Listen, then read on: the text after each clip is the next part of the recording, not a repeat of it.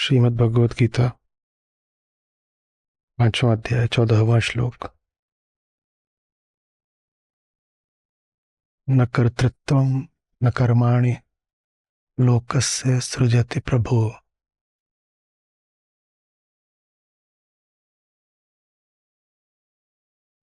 प्रभो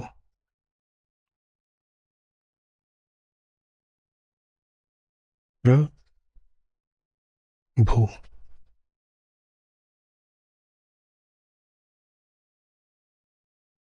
भू अर्थात वो जो धारण करता है, जिसके ऊपर सब कुछ है।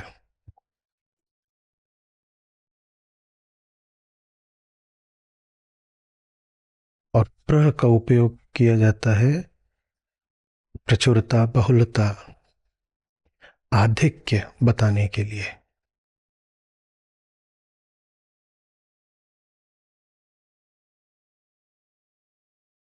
जो भी गुण इंगित होता है उसका संवर्धन करने के लिए प्र लगा दिया जाता है। तो भू माने वो जो अपने ऊपर धारण करता है, और प्रभु मतलब वो जिसने अपने ऊपर सब कुछ ही धारण कर रखा है।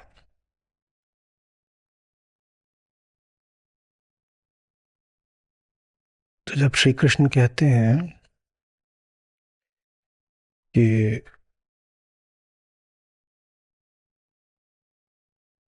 अहंकार तो धुएं जैसा है,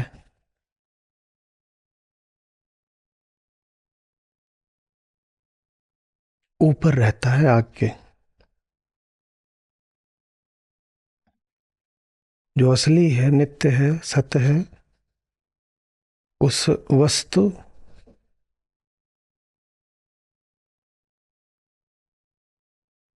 द्वारा धारित रहता है।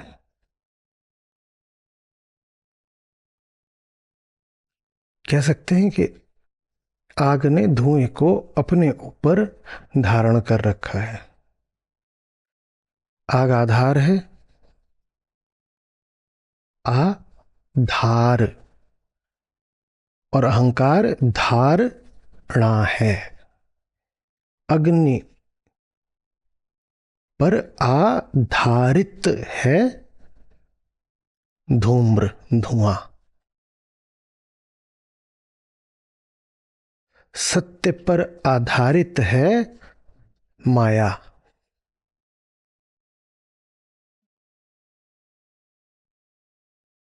आत्मा पर आधारित हो गया सारा संसार।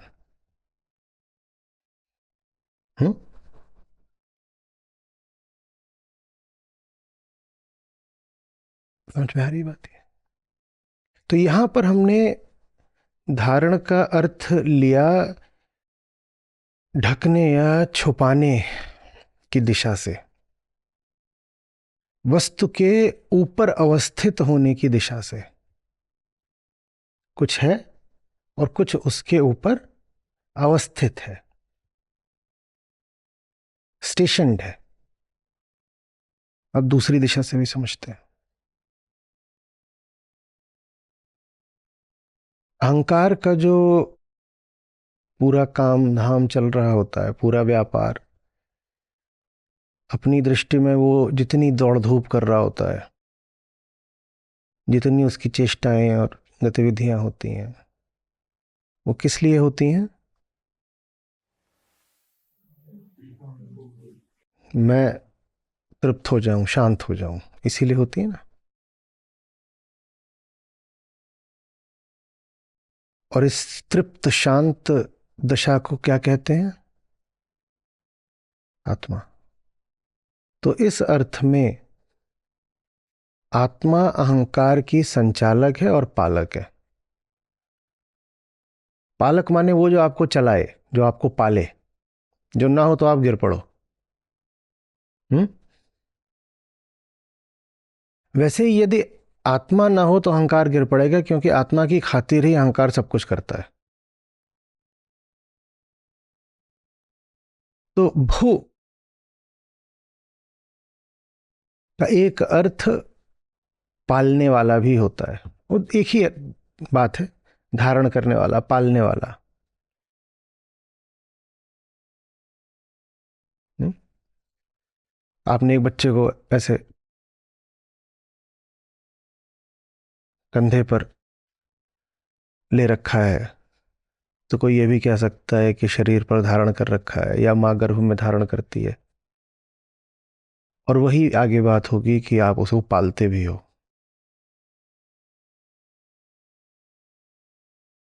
ठीक है। तो अहंकार का आधार है आत्मा,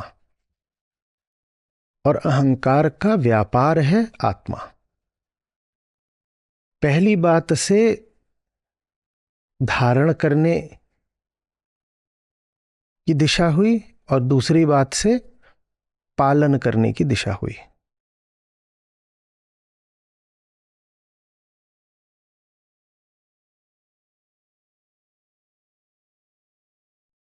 आत्मा न हो तो अहम अस्तित्व में ही नहीं आएगा, क्योंकि अहम कभी कहता ही नहीं कि वो अहम है। वो तो कहता मैं आत्मा हूं। अगर आत्मा ही नहीं है तो अपनी पहचान क्या बताएगा?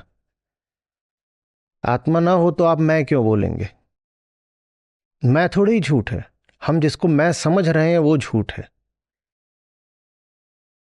मैं तो अंतिम सत्य है, आत्मा ही परम सत्य है।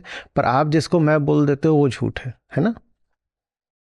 तो वो जो है जिसको आप मैं बोल देते हो, वो बेचारा भी क्या अपना नाम बताएगा अगर आत्मा विशुद्ध मैं हो ही ना? आप बात समझ रहे हैं? एक आदमी है जो गांव वालों को दुखी किया करता है। रामू कांस्टेबल बन के। ऐसे ही है कोई दूर दराज का पिछड़ा गांव, वहां तक बस ये रामू कांस्टेबल ही जाता है।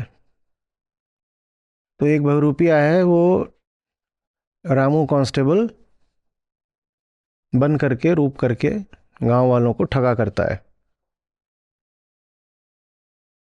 एक दिन गांव में ही रामू कांस्टेबल मर गया। है ही नहीं है रामू कांस्टेबल, गांव वालों के सामने मर गया। तो क्या अब ये ठग बचा रह पाएगा? अब ये अपना नाम क्या बताएगा? जो अपना नाम ये बताया करता था वही नहीं रहा, तो अब ये कैसे बचेगा? तो आत्मा ना हो तो अहंकार कैसे बचे, बताओ? रामू कांस्टेबल नहीं तो ठग भी मर गया, क्योंकि ठग स्वयं को ठग तो कभी बताता ही नहीं था। वो क्या बताता था? रामू। और रामू तो मर गया, तो ठग भी मर गया। तो आत्मा मर जाए अगर, ना हो अगर, तो अहंकार भी। ओ, अब समझ में आ रही बात? हम्म। कोई पूछे ना क्या प्रमाण है आत्मा का, कहो हम मैं प्रमाण हूं कि आत्मा है।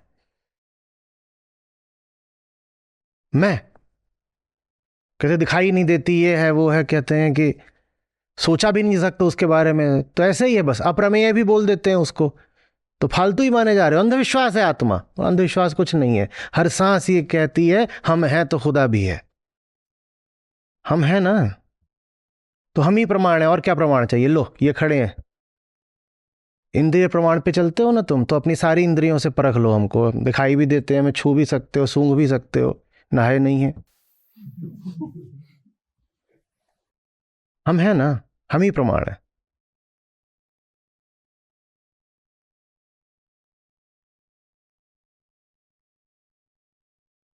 मुझे आ रही बात ये है। तो आत्मा से ही अहम है। सत्य न हो तो झूठ भी टिक नहीं सकता। मजबूरी देखो बेचारे की। झूठ के पास भी नाम, मुखौटा, पहचान किसकी होती है? सच की होती है। और सच जैसी कोई वस्तु हो ही ना तो झूठ कहां से आएगा? तो सच का प्रमाण क्या है? झूठ। सच का प्रमाण क्या है? झूठ। दुनिया में इतना झूठ है, इसी से तो पता चलता है कि सच है। सच ना होता तो झूठ कब का मर गया होता।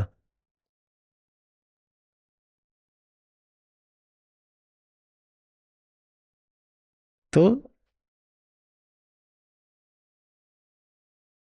आत्मा अहम को धारण करती है, इस अर्थ में प्रभु है। और आत्मा अहम का पालन भी करती है, इस अर्थ में भी वो प्रभु है।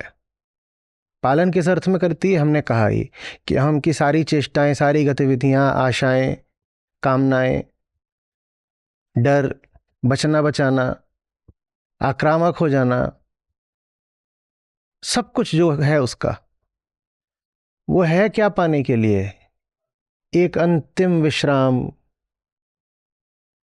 कोई शांति, कोई तृप्ति, कोई विगलन। उसी का क्या नाम होता है? आत्मा। तो उस अर्थ में भी अहम का पालन आत्मा ही करती है। अजीब बात है, अहम तो झूठ है, झूठ को सच पाल रहा है। ये झूठ की मर्जी है कि वो पले जा रहा है, पर झूठ भी कहता तो यही है ना कि सच के लिए जी रहा हूं। तो इस अर्थ में झूठ को भी सच पाल रहा है। दुनिया में जितने लोग लड़ाई करते हैं, उदाहरण के लिए, वो क्या बोल के लड़ाई करते हैं?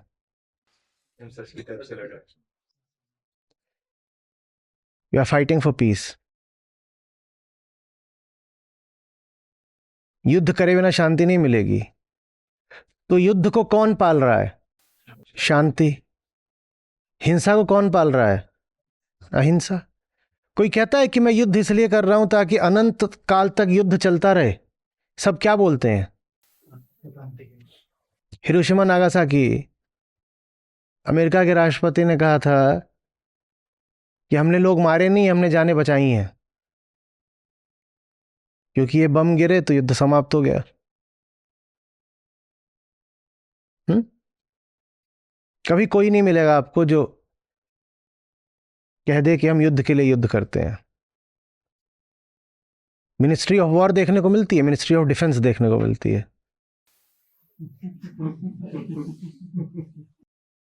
रक्षा मंत्री सब अगर रक्षा ही कर रहे हैं तो आक्रमण कौन कर रहा है? तो आक्रमण को भी कौन पाले हुए है? रक्षा। एग्रेशन कर ही नहीं पाते अगर डिफेंस का सहारा नहीं होता। वो झूठ है एग्रेशन को, लेकिन पालने के लिए भी डिफेंस चाहिए। किस अर्थ में ये बात समझ में आ रही है ना?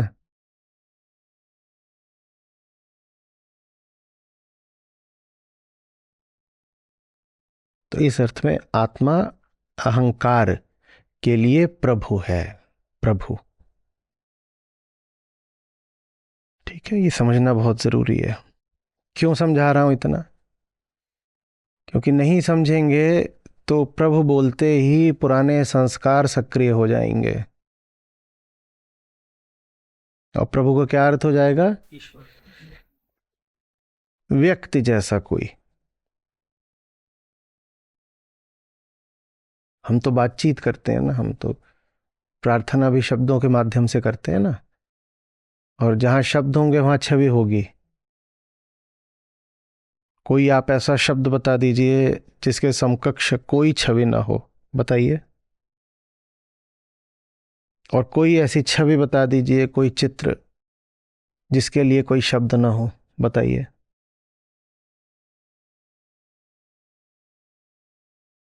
बोलिए।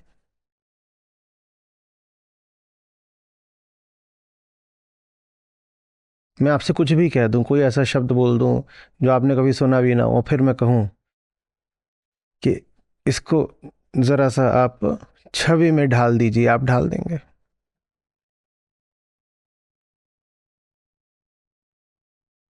और सब अपने अपने हिसाब से ढाल देंगे।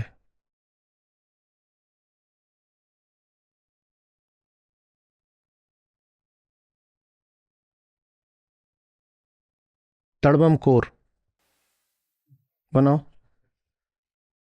हो ही नहीं सकता कि नहीं बनाओगे।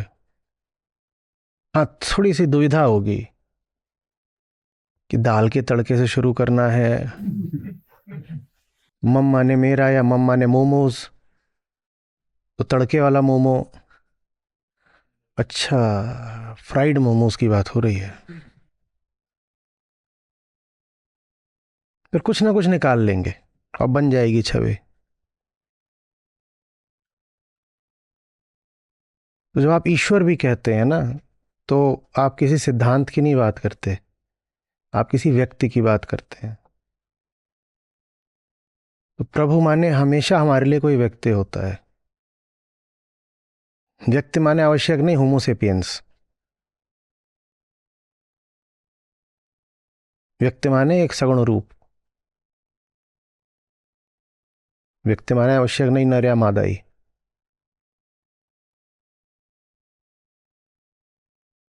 रूपधारी। हम्म। तो ये हमारे बहुत पुराने संस्कार हैं। हमारे देह भाव ने हमें जरा भी बोध नहीं होने दिया है कि देह से आगे, देह से परे भी कुछ हो सकता है। तो गुरुओं ने, ग्रंथों ने जब कभी उच्चतम की बात भी करी है तो हमने उसको देही बना दिया है। परम की बात हो, कहीं लिखा हो सत्य, परम, परमात्मा, आत्मा, ब्रह्म, कुछ भी, तो हम जो उच्चतम है उसको तुरंत एक देह दे देते हैं। अब इसको दूसरी दिशा से पढ़ो। उच्चतम ग्रंथ में कोई शब्द आया जो उच्चतम की ओर इशारा कर रहा है, और तुरंत हमारे मन में छवि किसकी आती है? व्यक्ति की, माने देह की। तो उच्चतम को हम देह दे देते हैं। अब इसको इधर से पढ़ो, क्योंकि देह को ही हम उच्चतम मानते हैं। तो उच्चतम बोला गया, तुरंत हमने उसको देह दे दी। जो व्यक्ति जितना ज्यादा व्यक्तिकरण करना चाहेगा, पर्सोनिफिकेशन करना चाहेगा उच्चतम का, समझ लो कि उसमें देह भाव उतना गहरा है।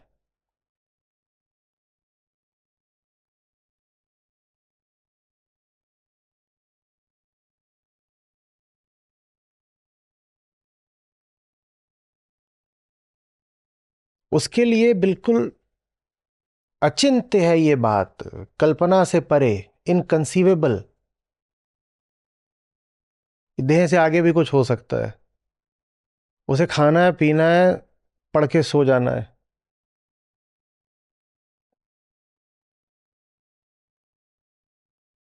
जवान है तब तक पेट बजाना है, बूढ़ा हो जाए तो टाट बजानी है। उसके लिए उससे बोलो कि जन्म हुआ है शुद्ध होने को, तो जाके नहा आएगा। उसकी हर चीज देह से संबंधित होगी। समझ आ रही?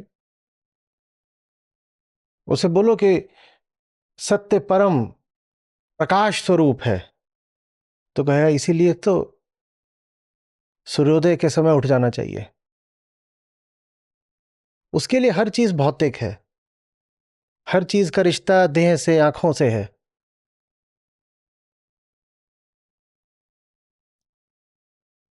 उससे कहो कि सत्य के सामने झुकना होता है, तो खोपड़ा झुका के कहेगा सत सत नमन। उसके लिए झुकने का मतलब भी देह है, ये देह है। झुकना माने ये झुकाना, टांट झुका दी। ओके, समझ में आ रही है बात?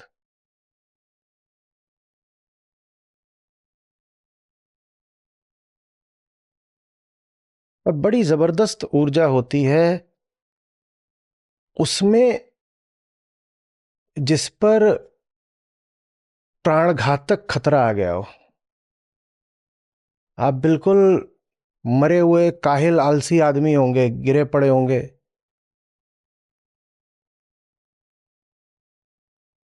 किसी बात के लिए ना उठ रहे होंगे, अब बढ़िया वाला काला किंग कोबरा फनफनाता आता हुआ आए आपकी ओर, देखिए कैसे भागेंगे।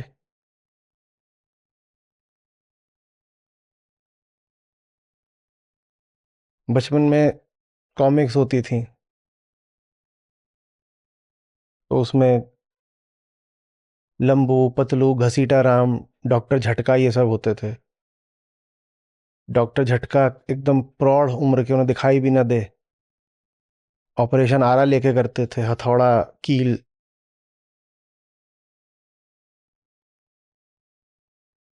एक बार उनको किसी ने दौड़ में खड़ा कर दिया कि दौड़ो, कुछ हुआ, रहा होगा कुछ प्रसंग। उसमें जो मुझे यादगार है वो ये कि घसीटा राम को आइडिया आया, उन्हें जिताने का एक ही तरीका है, नहीं तो हम जितने दोस्त हैं सबकी इज्जत अब जाती है। और डॉक्टर झटका की नाक भी ऐसे थी, पकौड़े जैसी। एक ही तरीका है। हम्म। उधर उसने पिस्तौल से करते हैं ना, द स्टार्टिंग गन। तो सब चले, डॉक्टर झटका सबसे पीछे पीछे की तरह हिल रहे हैं, तो उनके पीछे एक पागल कुत्ता छोड़ दिया। नंबर एक।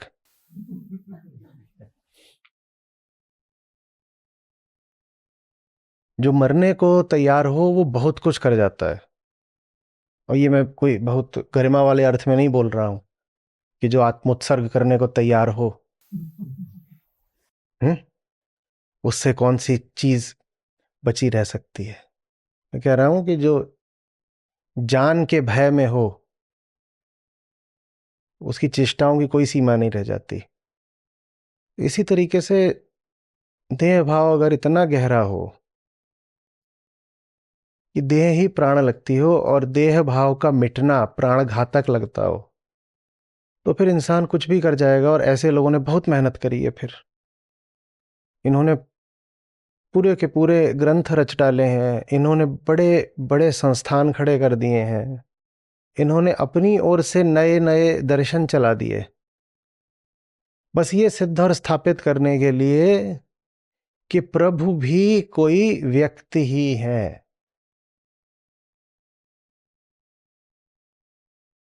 क्योंकि अगर प्रभु व्यक्ति नहीं है तो तुम्हारा क्या होगा। वो जो तुम्हारी आदत लगी हुई है पेट की सेवा करने की, देह के लिए जीने की, तमाम तरह की तुमने जो कामनाएं पाली हुई हैं, तुम्हारी हर कामना का संबंध घूम कर फिर के तुम्हारी देह से, उसका क्या होगा।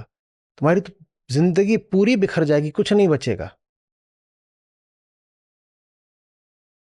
तो देह भाव को, बॉडी आइडेंटिफिकेशन को बचाने के लिए बहुत जरूरी होता है कि परम को भी देह दे डालो। गजब हो गया। परम की सीख, देशना पूरी ये है कि बेटा तुम भी देह नहीं हो। ये जो तुम अपने आप को ऐसे एक देह में सीमित करे बैठे हो और शेष प्रकृति को पराया और उसको दुश्मन मानते हो, ये सब गड़बड़ बात है। तुम भी ये देह नहीं हो। तो देही ने पलट करके बढ़िया वाला वार करा, बोला ये तो तुम छोड़ो कि हम देह नहीं है, अब हमारी सीख सुनो, तुम भी देह हो। वो जिसको हम सत्य बोलें, परम सत्य बोलें, आत्मा बोलें या परम आत्मा बोलें, हमने उसको भी देह चढ़ा दी। बोले आए थे बड़े। हम्म। सुना नहीं है।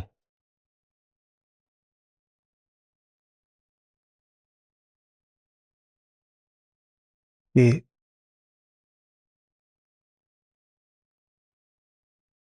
उत्तर भारत के विकास के लिए जापानियों की मदद ली गई। जापानियों को बुलाया गया कि यहाँ बड़ा केओस रहता है, बड़ी अव्यवस्था रहती है हमारे यूपी एमपी बिहार में। तो इनको सबसे पहले तो अनुशासन सिखाइए, काम करने के तौर तरीके बताइए, सफाई बताइए। बोले ठीक है। तो सिखाने आए तो बोले पहली समस्या तो ये है कि इनको बताएं कैसे, इनको जापानी नहीं आती। बोले ठीक है, पहले 2 महीने इनको जापानी सिखाइए। तो ठीक है, 2 महीने जापानी सिखाएंगे, फिर आगे का कार्यक्रम। 2 महीने बाद दिखाई दिया सारे जापानी किसी तरह से जान बचा के भाग रहे हैं एयरपोर्ट की ओर। तो पूछा गया क्या हो गया। तो जापानी एक बहुत जोर से चिल्ला के बोलता, हमका नहीं सिखा पे का है।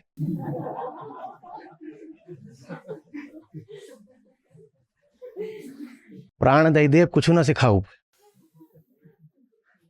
खाए लेता मार डली। ये ताकत होती है अज्ञान में।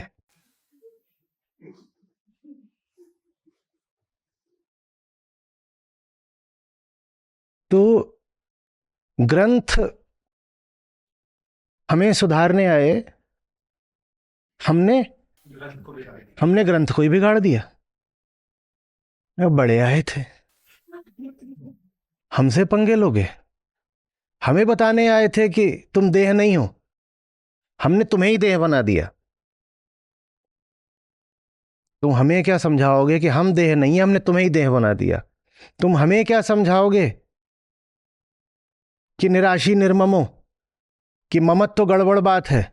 हम तुम्हें ही लेकर के ममता भरी कहानियां बना देंगे।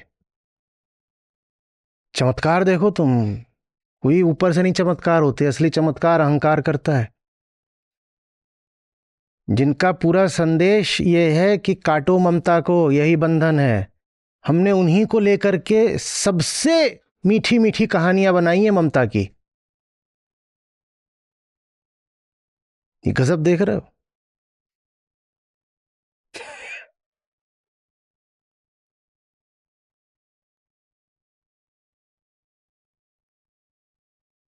जिनकी कुल बात यह है कि यदि चाहते हो किसी को तो उसको सत्य दो, ज्ञान दो, गीता दो।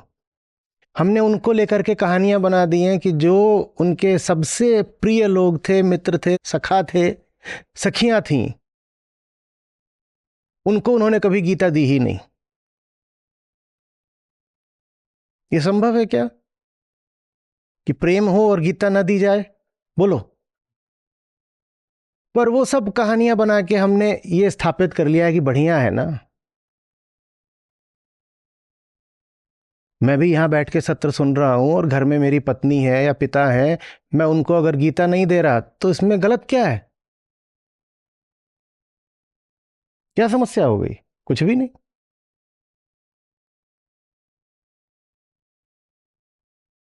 ये चमत्कार होता है अहंकार का।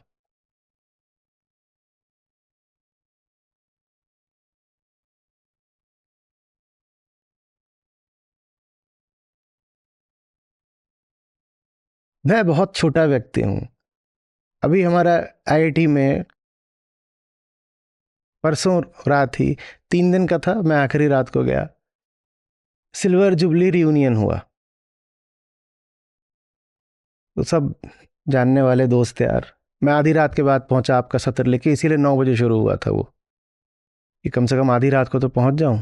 वो आखिरी दिन था, वो आधी रात भी नहीं पहुंचता तो एकदम ही नहीं देख पाता। उसके बाद सब निकल रहे थे। मैं तो कुछ भी नहीं हूं, फिर भी वहां पहुंचता हूं तो उन्होंने मुझे घेर लिया और इधर उधर की 2-4 बातें, गले वले मिले, सेल्फी वेल्फी। उसके बाद एक ही बात शुरू हुई, तुम बोलो।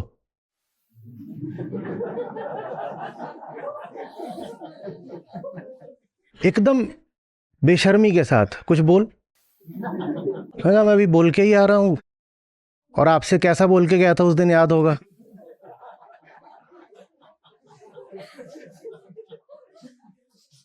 मत बुलवाओ अभी, आज कुछ नहीं, ठीक है मामला। खैर वो नहीं है मुद्दे की बात। मुद्दे की बात यह है कि मैं कुछ नहीं जानता, मेरी क्या हैसियत। फिर भी यदि मित्रता है थोड़ी, तो उन्हें भी पता है और मुझे भी पता है कि वो मुझसे वही लेंगे जो श्रेष्ठतम है। और सचमुच उन्होंने मुझसे बुलवा लिया। सुबह 4-5 बजे तक मैं उनके साथ था। उस बीच में जितने तरीके के मुद्दे हो सकते थे उनसे खूब हुई चर्चा। सत्र ही शुरू हो गया, यद्यपि मैं पूरी कोशिश कर रहा था, बहुतों से तो 25 साल बाद मिला था, कि ये ना हो, वैसे ही मिले जैसे हॉस्टल में रहते थे साथ। कोशिश भी की मैंने गाली गलौज करने की। एक दो तो थे वो आप करके बात करें, मैंने घूंसे मारे। मैंने कहा सारी इज्जत उतार दूंगा, आप करके क्यों बोल रहा है। लेकिन फिर भी वही कि नहीं तुम बोलो तो ठीक है। मुद्दा ये कि मित्रता होगी तो ज्ञान दिया जाएगा ना, ज्ञान दिया जाएगा ना। ऐसा कैसे हो गया कि सुदामा को बस धन दिया।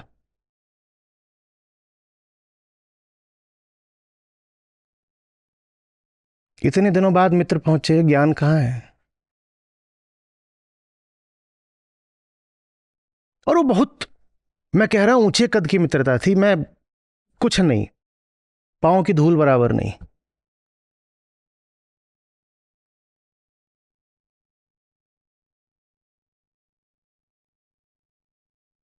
गोपियों के साथ रास है, ठीक है, अच्छी बात है, रास है। आपके भी संबंध होंगे जीवन में। आपको नहीं लगता कि ज्ञान का स्थान ऊंचा है।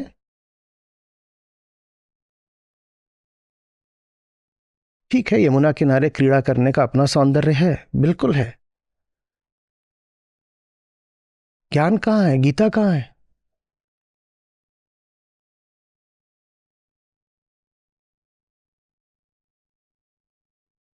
हाँ, ज्ञान हो, गीता हो, उसके बाद क्रीड़ा हो, रास हो, तो सौंदर्य और निखर के आता है ना।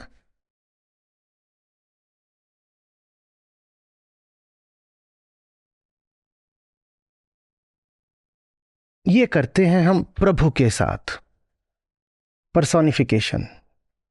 उनको अपने जैसा बनाना है। वो कह रहे हैं तुम मेरे जैसे हो जाओ, हम कहते हैं नहीं, हम तुझे अपने जैसा बना लेंगे। वो कह रहे हैं तुम मेरे जैसे हो जाओ, हम कह रहे हैं ना ना ना, मैं जैसा हूं मैं तो ऐसे ही रहूंगा, और पलट के वार ये करूंगा कि तुम्हें अपने जैसा बना लूंगा।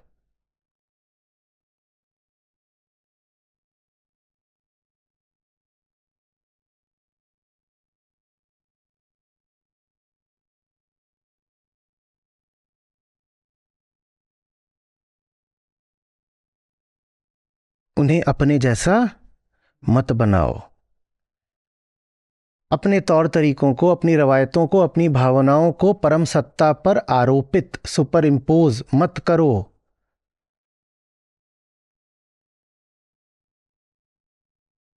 अभी कोई कहता है कि अच्छा, आप कहते हैं कि एक बच्चा ही अच्छा।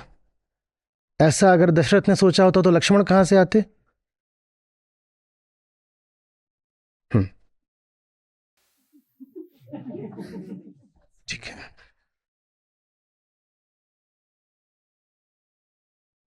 हम्म, मैंने कहा तो फिर तुम्हारे पिताजी भी अगर दशरथ की तरह ही हो जाएं तो तुम्हारी माता जी को कैसा लगेगा।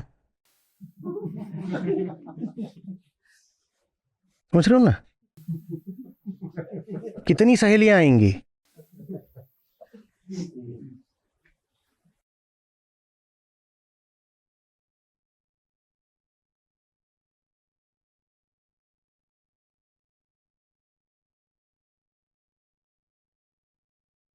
सब कुछ स्वादानुसार।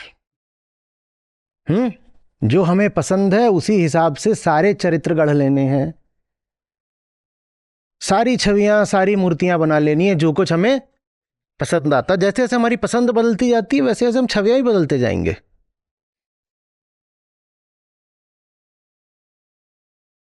मैगी से चाउमीन, उससे हक्का नूडल, फिर चिली गार्लिक नूडल, बदल रहा है, एवोल्यूशन हो रहा है।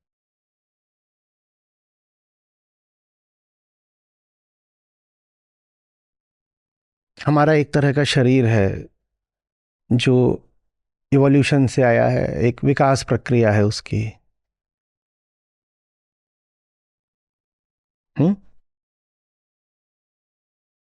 हमारा शरीर सांप के शरीर जैसा नहीं है, हालांकि सांप हमसे पुराना है। हम नहीं थे जब, आपको पता है ना, हमारी प्रजाति बड़ी नई नई है। सांप वगैरह हमसे बहुत पुराने हैं, और सांप से ही पुराना है कछुआ। ये सब बड़े पुराने हैं। और पीछे चले जाओ तो बहुत सारे कीट पतंग हैं, इंसेक्ट्स, ये तो एकदम ही पुराने हैं। और उनसे भी जो पुराने जीव होते हैं, प्रजातियां होती हैं, मिलती हैं सागर में। क्योंकि जितने भी जलचर हैं वो पुरखे हैं सारे प्राणियों के, जो कि जमीन पर रहते हैं या नभचर हवा में उड़ते हैं। जीवन आकाश में या भूमि पर नहीं पैदा हुआ था। जीवन कहाँ शुरू हुआ है?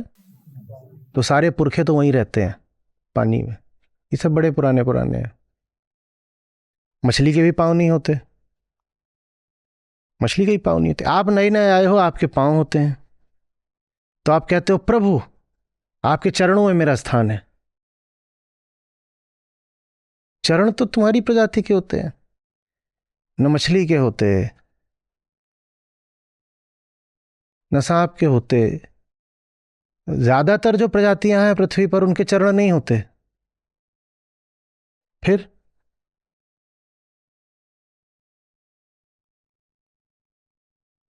पर हम जैसे हैं, हम स्वयं को ही उच्चतम मानना चाहते हैं। अहंकार स्वयं को क्या बोलता है? आत्मा। तो मैं जैसा हूं, प्रभु को भी ऐसा ही होना पड़ेगा। मेरे चरण हैं तो तुम्हारे भी होने पड़ेंगे। और मछलियां कह रही हैं ऐसे थोड़ी होता है।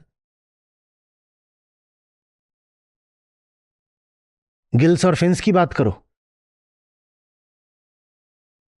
प्रभु आपके फिन्स कहां हैं?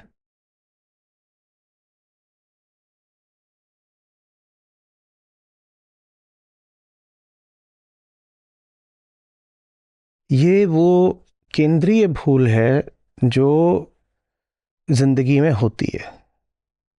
मैं कह सकता था अध्यात्म के रास्ते पर होती है, लगातार होती है, हर जगह होती है। तो क्यों बोलूं कि किसी एक विशेष रास्ते पर ही होती है? हर जगह होती है। वो ये होती है कि मैं शुरुआत इसी धारणा के साथ, इसी नियत से करता हूं, इसी बिंदु से करता हूं कि मैं तो बचा रह जाऊं, जो कुछ हो मेरे लिए हो। मैं अपनी को, बीमारी को बचाए बचाए स्वास्थ्य अर्जित कर लूं। बीमारी को बचाना है, स्वास्थ्य कमा कर लाना है। बीमारी की जेब में स्वास्थ्य को रखना है। रहेगी बीमारी ही, पर स्वास्थ्य भी पाना है। कैसे कमाना है? अर्जित करना है, अचीव करना है, और उसको बीमारी की जेब में रख देना है। और फिर ताज्जुब करना है कि अभी भी जिंदगी बंटाधार क्यों है। स्वास्थ्य ले तो आए, रख तो दिया बीमारी की जेब में, फिर भी अभी जिंदगी बीमार क्यों है। बड़ी हैरत होती है, जिंदगी बीमार क्यों? इतना सारा स्वास्थ्य कमाया है और रखा हुआ है यहां पर सुरक्षित, सिक्योर्ड। बीमारी की जेब में बहुत सारा स्वास्थ्य। समझ में नहीं आ रहा, हर समय बीमार बीमार सा क्यों लगता है? इतना स्वास्थ्य तो ले आए।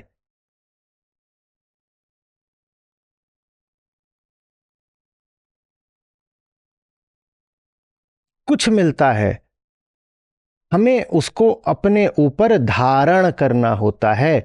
तो सबसे बड़े प्रभु कौन है फिर?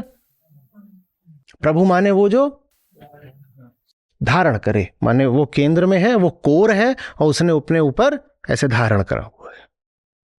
हम वही रहेंगे जो हम हैं। अभी कल ही एक देवी जी मिली, बिल्कुल प्रेम में विह्वल, आह्लादित। तुम आ गए हो, नूर आ गया है।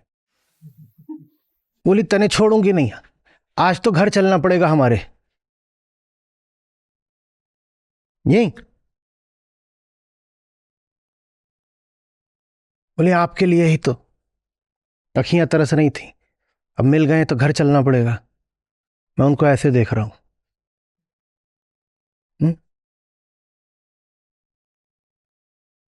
कहाँ रहती हैं? यहीं। मैं कहा यहीं तो हम भी रहते हैं। समझे बात? यहां आना तो छोड़ दो, आप गीता प्रतिभागी तक नहीं है। उन्हें दिली सुकून मिल जाता है 30 सेकंड का शॉट देख के। समाधि इन फ्लैट 30 सेकंड्स।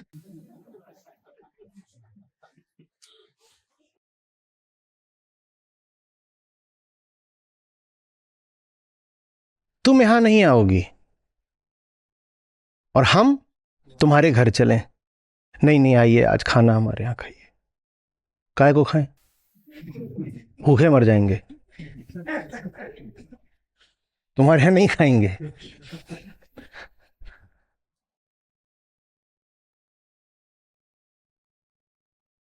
कुछ हो उसको पैक करा के पार्सल करा के अपने घर मंगा लो। मैं धारण कर लूंगा सब कुछ, मैं ही आत्मा हूं। मैं नहीं बदलूंगा, सब कुछ जो आए मेरे लिए आए, मेरी जेब में आए।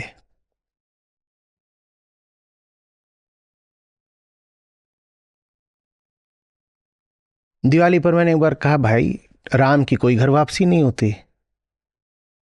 राम वो हैं जो घर से कभी डिगे ही नहीं। राम की घर वापसी मत कराओ, तुम अपनी राम वापसी कराओ। तुम राम से बहुत दूर चले गए हो तो दिवाली होती है तुम्हें याद दिलाने के लिए कि तुम्हें राम पर वापस जाना है। पर तुम राम तक नहीं जाते, तुम कहते हो राम आएंगे आएंगे। काहे को आएंगे? जो ना आए ना जाए उसका नाम है राम।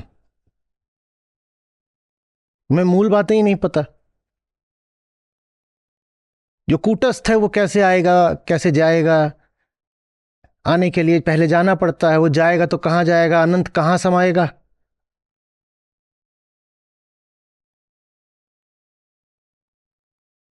समझ में आ रही है बात?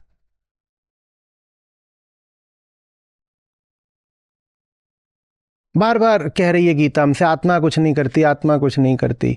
क्यों कह रहे हैं आत्मा कुछ नहीं करती? आत्मा कुछ है क्या? छोला भटूरा है आत्मा? क्या है आत्मा?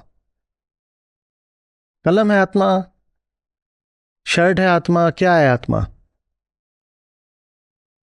सिर्फ ये बताने के लिए विधि है ये, और शायद ये एकमात्र विधि है जो कारगर हो सकती है, सिर्फ ये बताने के लिए कि जो बहुत कुछ करता हो वो आत्मा। ये मैं आपसे शायद 78वीं बार बोल रहा हूं, कम बोला? 780वीं बार बोल रहा हूं, कम बोला? कि इन सूत्रों को नकार में पढ़ना सीखिए। नकार में तो कहीं लिखा हो, उदाहरण के लिए, कि रमेश बैठा है, तो उसको नकार में कैसे पढ़ेंगे? रमेश चल नहीं रहा है। माइनस माइनस मिलके प्लस हो जाता है ना, हाँ वैसे ही। तो उसको नकार में पढ़ना सीखिए कि अगर लिखा है रमेश बैठा है तो उसको पढ़िए रमेश चल नहीं रहा है। तो रमेश चल नहीं रहा, इसका मतलब क्या है कि जो चल रहा है वो रमेश, और तुम चल रहे हो तो तुम रमेश नहीं हो। तो आत्मा कुछ नहीं करती। आज सूत्र कह रहा है आत्मा के लिए न कर्म है, न कर्म बंध है, न कर्म फल है, न कर्तव्य है। न कर्म, न कर्तव्य, न कर्म फल। जिसके लिए ये सब नहीं है वो क्या है? इसको कैसे पढ़ना है? जिसके लिए ये सब है वो आत्मा नहीं है। हाँ, तो माने ये कि तुम आत्मा नहीं हो बेटा, तुम फालतू ही अपने आप को मैं बोलते हो, तुम सत्य नहीं हो। जिसके लिए अभी कर्तव्य है और कर्म फल है वो झूठ है, वो मिथ्या है। तो मिथ्या है तो क्या समस्या क्या हो गई? जाड़े चल रहे हैं, मेथी होती है, ऐसे ही मिथ्या का पकौड़ा बना लेंगे? समस्या क्या हो गई? सुनने में भी ऐसे ही लगता है कि हाँ जी, मेथी को संस्कृत में मिथ्या बोलते हैं।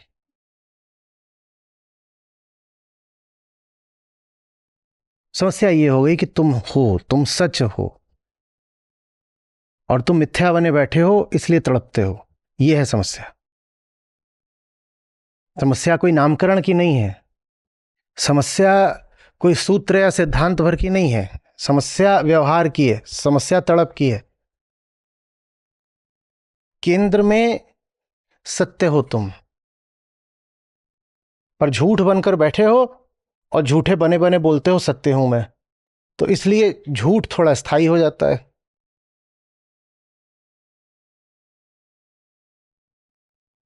इसलिए सारा दुख है जीवन का।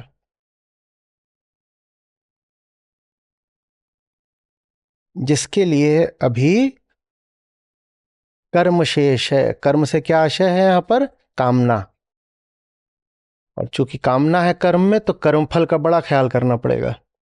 जिसके लिए अभी कर्म है, कर्म फल है, और इसलिए कुछ करणीय है माने कर्तव्य है, और कुछ अकरणीय है, वो आत्मा नहीं है। और चूंकि वो आत्मा नहीं है, तो इसीलिए इन सब चक्करों में कर्म, कर्मबंध, कर्तव्य, वो दुख ही पाएगा, वो दुख ही पाएगा।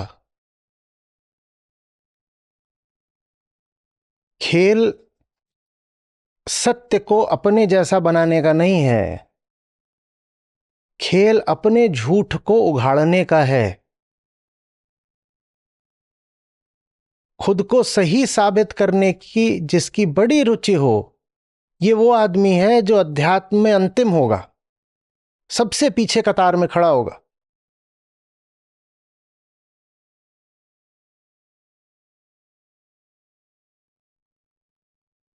मैं कैसे पहचानूं कि कौन है जो शिष्यत्व के लिए बिल्कुल तैयार नहीं है? कैसे पहचानूं? जो आदमी अपने को सही साबित करने पर बहुत तुला रहता हो, वो शिष्यत्व के लिए, सुधरने के लिए, अध्यात्म के लिए अभी बिल्कुल तैयार नहीं है।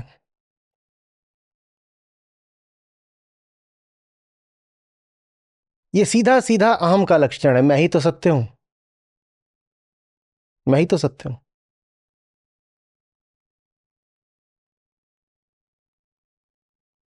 ये वो अहम है जो अपनी स्थिति से ही प्यार करता है, यथास्थिति को ही बनाए रखना चाहता है। इसे सच से नहीं, खुद से प्यार है। और सच की अपेक्षा खुद से प्यार करना खुद के प्रति सबसे बड़ी हिंसा होती है।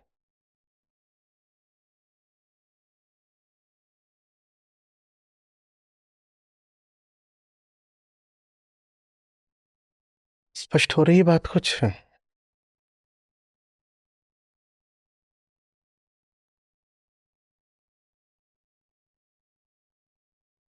प्रभु के बाद जो यहां दूसरा शब्द है ध्यान देने का, वो है स्वभाव।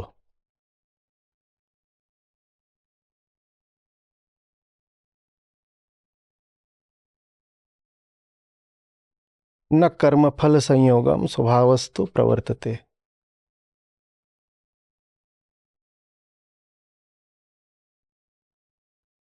वो अपने स्वभाव से संचालित होता है, कर्मफल की लालसा से नहीं। और स्वभाव क्या है? पूर्णता।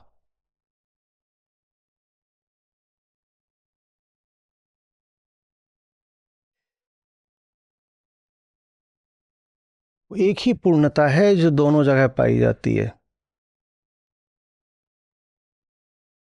प्रकृति में भी और आत्मा में भी। प्रकृति, विशुद्ध प्रकृति में भी कोई अहम भाव नहीं है, कोई बेचैनी नहीं है, कुछ और हो जाने का कोई आग्रह नहीं है।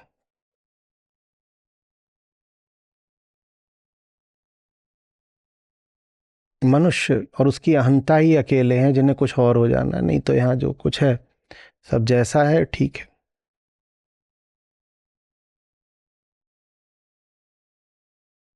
झरना नदी को देख करके ईर्ष्या नहीं करता कि मैं कितना गरीब हूं।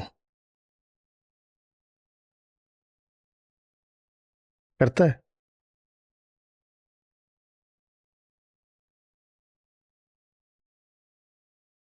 सब अपनी अपनी जगह ठीक है। प्रकृति में कोई अवसाद में मरा नहीं जा रहा, किसी को और कुछ नहीं बनना है। और यही बात आत्मा की होती है, एक आखिरीपन, एक स्थायित्व, जिसको नित्यता कहते हैं, जिसको बदलना नहीं है, जो ठीक है, अब ठीक है, इसको चैन आ गया है, जल नहीं रहा भीतर से, अभी ये काम भी बाकी है, अभी वो हसरत नहीं हुई।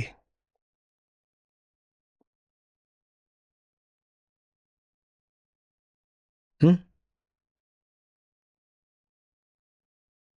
अहम प्रकृति के माध्यम से स्वयं को पूर्ण करना चाहता है, और प्रकृति जैसी ही पूर्णता जब अहम पा लेता है तो उसको आत्मा कहते हैं।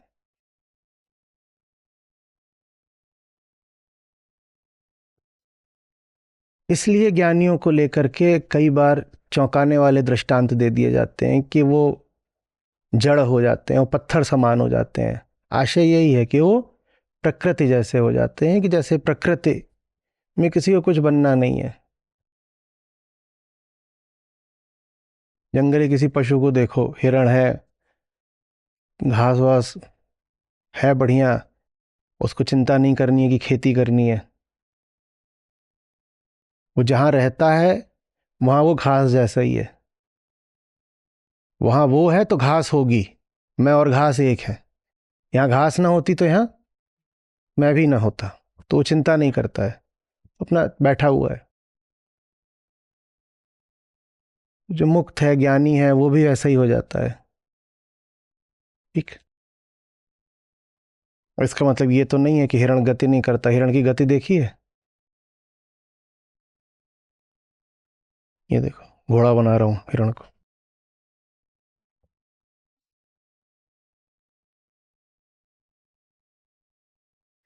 समझ में आ रही बात? ये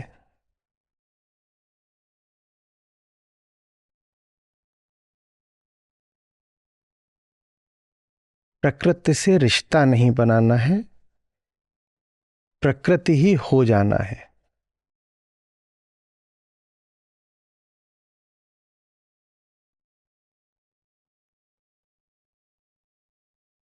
और जो प्रकृति हो गया, वो प्रकृति की धारा में बहने लग जाता है।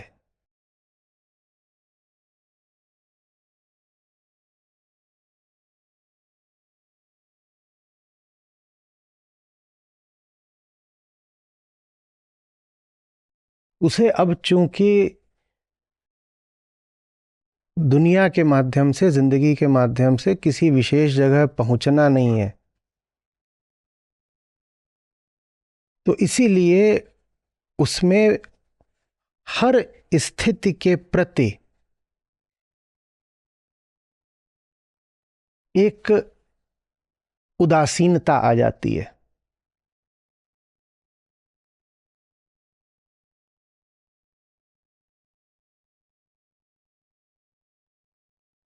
लगभग ऐसी जैसे कि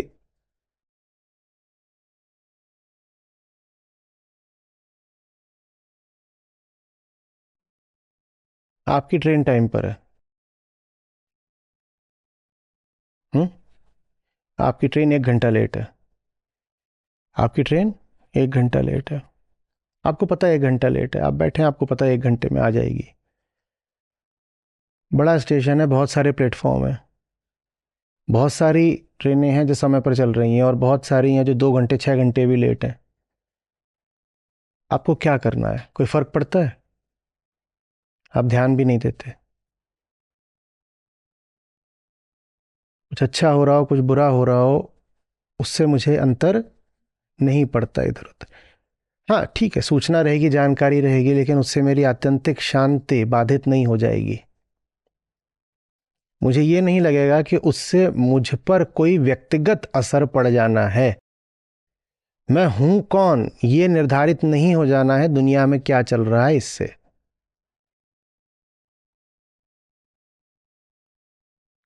तो दुनिया के साथ फिर जब निर्भरता का रिश्ता नहीं रह जाता तो उसको साक्षित्व कहते हैं। ये बहुत मज़ेदार जगह आ गए हम, क्योंकि हमें दिख रहा है कि प्रकृतिस्थ होना और साक्षी होना बिल्कुल एक बात है। नहीं तो हम ये सोचते हैं कि प्रकृति से बिल्कुल दूर हट के खड़े हो जाओ तो साक्षी होते हो। श्री कृष्ण हमें वहां ले आए हैं जहां वो कह रहे हैं दूर हट के खड़े होने की जरूरत नहीं है। निडर हो करके, निष्पक्ष हो करके प्रकृति में घुल जाने को ही साक्षित्व कहते हैं। साक्षी माने वही ना जिसे कुछ लेना देना नहीं किसी से, वही साक्षी है ना।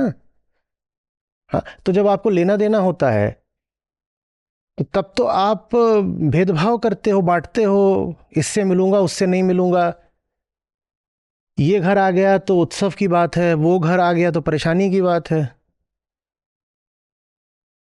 प्रकृतिस्थ होने का अर्थ ये होता है कि ये घर आ जाए तो भी वही बात है और वो घर आ जाए तो भी वही बात है। हाँ, व्यवहार दोनों के प्रति अलग हो सकता है, लेकिन मेरी अंदरूनी दशा पर, मेरे भीतरी स्वास्थ्य पे कोई अंतर नहीं पड़ता। तुम आए कि तुम आए कि दोनों में से कोई नहीं आया।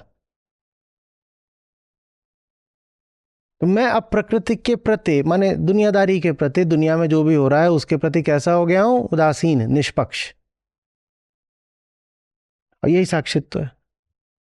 ये बात धीरे धीरे उतरेगी, कोई हड़बड़ी की बात नहीं है, क्योंकि इसी एक बात को समझाने के लिए अभी दर्जनों श्लोक आ रहे हैं। ये ऐसी होती कि एक बार में चली जाती तो बात बहुत पहले निपट गई होती। इसी एक बात को अभी बहुत तरीकों से बताया जाएगा।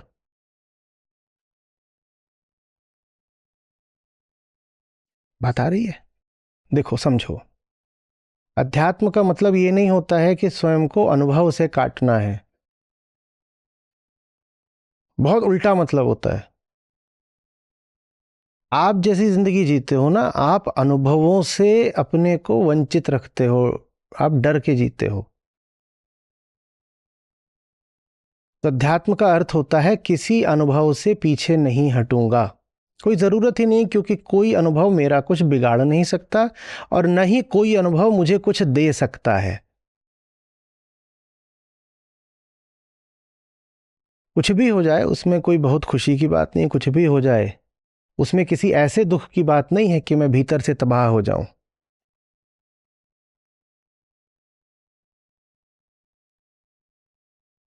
सब मेरे लिए सम हो गया।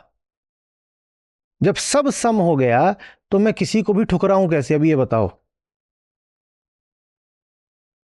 जब सब सम है तो कैसे ठुकराऊं कुछ? क्योंकि फिर एक को ठुकराने का मतलब होगा दूसरे को भी ठुकरा। सब सम है तो एक को ठुकराया, दूसरे को ठुकराया, दूसरे को ठुकरा दिया। और ये तो बड़ी विचित्र बात हो जाएगी कि सब सम है और फिर कह रहा हूं इसको अपनाना है उसको ठुकराना है। एक को अपनाया तो दूसरे को भी अपना लिया, और एक को ठुकराया तो दूसरे को ठुकरा लिया। ये कैसे कर रहे हो कि एक को ठुकराया एक को अपनाया? तो इसलिए आध्यात्मिक व्यक्ति वैसा बिल्कुल बिल्कुल बिल्कुल बिल्कुल बिल्कुल बिल्कुल बिल्कुल बिल्कुल भी नहीं होता जैसा आप उसको सोचते हो। वो आपको जीवन की धारा से एक मिलेगा, और ठीक वैसे जैसे हमने प्रभु शब्द के साथ खिलवाड़ करा है, वैसे ही हमने आध्यात्मिक व्यक्ति की छवियों के साथ भी खिलवाड़ करा है। करेंगे ही। आपको क्या लगता है हम कुछ भी छोड़ देंगे? हम इतने अच्छे लोग हैं, हम इतने अच्छे लोग हैं।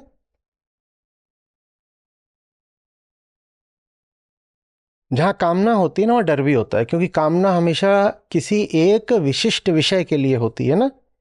और एक विशिष्ट विषय के लिए कामना रखना माने बाकी सबके लिए क्या रखना? डर, उपेक्षा, नफरत, कुछ भी। जब एक चाहिए तो बाकी सब नहीं चाहिए। जब एक का स्वागत है तो बाकी सबका विरोध है। तो माने एक की कामना रख के आप जीवन के प्रति कैसे हो जाते हो? विरोध से भर जाते हो।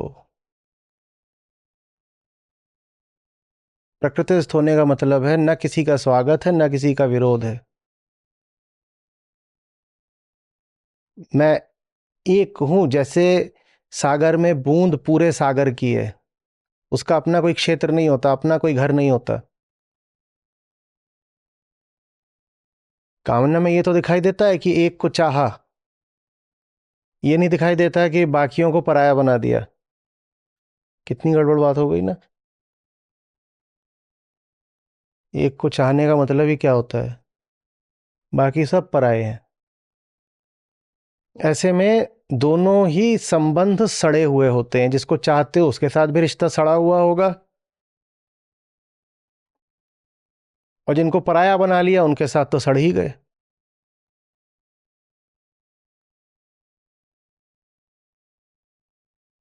हम्म।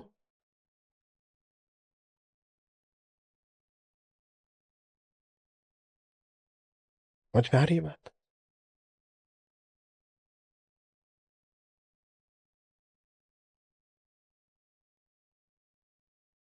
लाओ भाई, सबको चाय पिलाओ। बढ़िया। चाय अलग लाना काली, और शक्कर अलग लाना।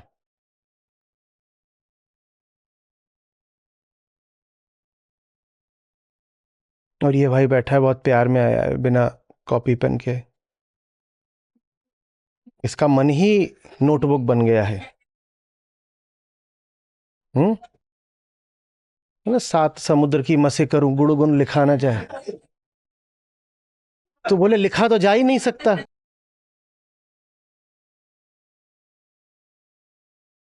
सब धरती कागज करूं लेखनी सब, और मसी माने स्याही, और सात समुद्र की मसी करूं गुरु गुरु गुण लिखा ना जाए। तो बोले कुछ लिखने का सवाल ही नहीं पैदा होता। तो ये भाई मुझे सबसे प्यारा है। तो एक काम करो, जितने लोगों की चाय की जितनी शक्कर है वो सब इसी के प्याले में डाल दो। अब सब सड़ जाएगा। सब सड़ जाएगा। ये सड़ेगा डायबिटीज से। 100 जनों की शक्कर एक कोई खिला दे, वो झेल ही नहीं सकता। वो झेल ही नहीं सकता। और बाकी कड़वाहट वो नहीं झेल सकते। ये अहंकार होता है। ये किसी को विशिष्ट बनाता है। जिसको विशिष्ट बनाता है उसको मिठास से मार डालता है। जिसको विशिष्ट नहीं बनाता उसको कड़वाहट से मार डालता है।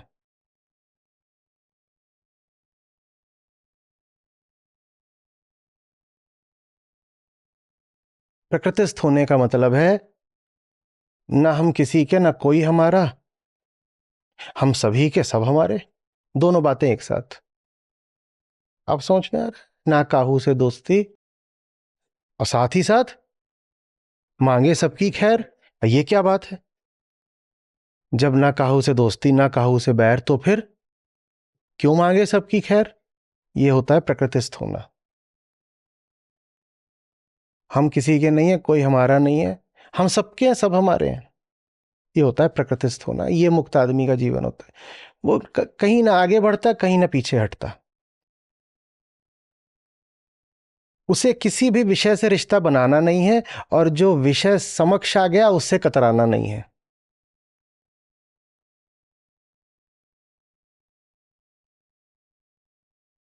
ये संसारी को बड़ी अजीब बात लगी, क्योंकि संसारी के लिए सब कुछ एक डर के माहौल में चलता है, जिसमें उसे चुनना पड़ता है कि कुछ ठीक है, कुछ ठीक नहीं है, कुछ कुछ गलत ना हो जाए। चुनो चुनो चुनो चुनो। तो वो अपनी चुनाव, चुनाव माने कामना। तो संसारी चुनाव पर, कामना पर चलता है, क्योंकि वो डरा हुआ है।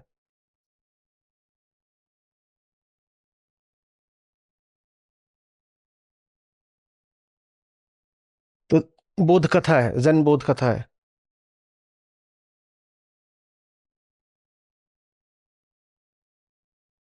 एक जैन गुरु, जैन मास्टर चले जा रहे हैं, उनके साथ में उनका शिष्य है। तो वो पूछता है कि who is the Buddha, Buddha कौन है? तो वो चल रहे हैं, वहां वो कुछ फलों के पेड़ हैं।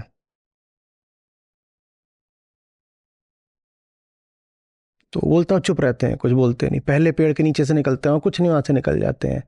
दूसरे पेड़ कि नीचे कुछ नहीं, वहां से भी निकल जाते हैं।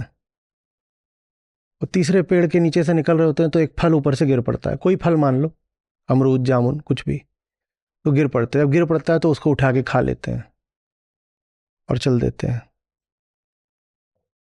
And the disciple was enlightened at that moment. वो कथाएं ऐसे ही समाप्त होती हैं। हम्म, कि बस इतने से इशारे से उस शिष्य को बुद्धत्व प्राप्त हो गया। समझ में आ रही है बात? नहीं था तो नहीं था। पूछे कि तुमने फल क्यों खाया, तो ऐसा अजीब जवाब आया कि खोपड़े में नहीं समाया। तुमने फल क्यों खाया? क्योंकि सामने आया। ये क्या जवाब है? तुमने फल क्यों खाया? क्योंकि सामने आया। और कोई उत्तर नहीं है इसका।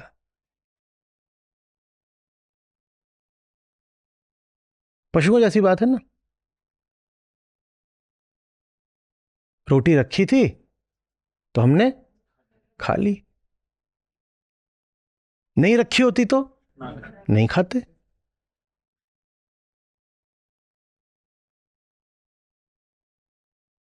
तो प्रकृति यह बहाव है, इसमें कोई कर्तृत्व तो नहीं। और हमने अगर फल खा लिया है तो इसका मतलब ये नहीं कि इस पेड़ से कोई खास रिश्ता बना लेंगे और जाके उसे झंझोड़ेंगे और फल गिराएंगे या वहीं पे अड्डा बनाएंगे। कुछ नहीं, चलते जाएंगे।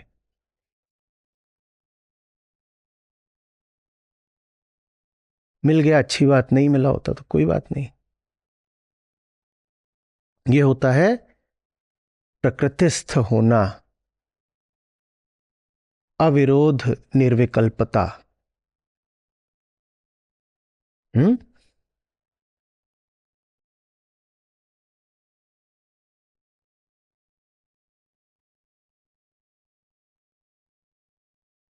ये आएगा, धीरे धीरे आएगा।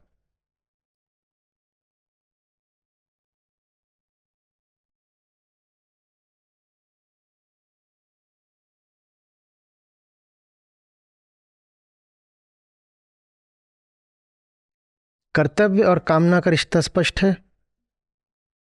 जहां कामना नहीं वहां सकाम कर्म नहीं। और सकाम कर्म तुम्हें करना चाहिए अपनी कामना को पूरा करने के लिए। इसी भाव को क्या कहते हैं? कर्तव्य। फलाना कर्म करो ताकि तुम्हारी कामना पूरी हो सके, यही क्या कहलाता है? कर्तव्य। गीता आपको सब मूर्खतापूर्ण कर्तव्यों से मुक्ति दे देती है। इसलिए संसारियों के लिए इतनी खतरनाक है गीता, और इसलिए उनके लिए इतना जरूरी था गीता के अर्थ को विकृत करना। क्योंकि जहां आप को कर्तव्य सौंप दिया गया ना, वहां आपके श्रम से आपको तो कुछ मिलना नहीं, पर श्रम तो हो रहा है, तो किसी को तो कुछ मिल रहा होगा ना। आपके कर्तव्य पालन से किसी न किसी को कुछ मिल रहा होता है। अगर गीता आपको बता दे कि सब कर्तव्य तुम्हारे मूर्खताएं हैं, तो किसी के स्वार्थ पे बड़ी चोट पड़ेगी। उनको बड़ा बुरा लगेगा जब आपको ये पता चलता है कि ये कर्तव्य का खेल ही झांसे का है।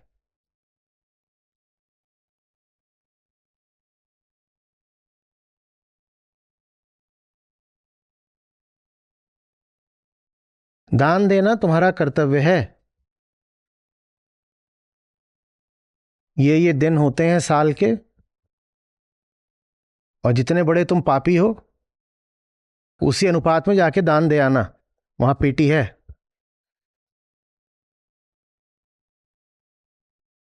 दिक्कत ये होती है कि पेटी है, वहां कोई व्यक्ति खड़ा हो तो थोड़ी सी बात अलग हो जाएगी, या कम से कम बैंक खाता नंबर हो तो भी बात थोड़ी सी ईमानदारी की हो जाएगी। पेटी है। उस पेटी को कौन खोलता है वो आपको नहीं दिखाई देता। आपको बस ये दिखाई देता है कि मैंने तो दिया, मैंने अपनी कर्तव्य पूर्ति करी। आगे का हाल आपको नहीं पता चलता। सप्लाई चेन जाती तक कहां तक है ये दिखता ही नहीं। आप दे तो रहे हो, ले कौन रहा है ये आपने कभी सोचने की कोशिश नहीं करी। और होश उड़ जाएंगे आपके जब आपको पता चलेगा कि जो ले रहा है ना उसी ने आपको सिखाया है कि ऐसे ऐसे ऐसे कर्तव्य आवश्यक होते हैं। जिसको आपके कर्तव्यों से सबसे ज्यादा लाभ हो रहा है वही आपको कर्तव्य का पाठ पढ़ा रहा है।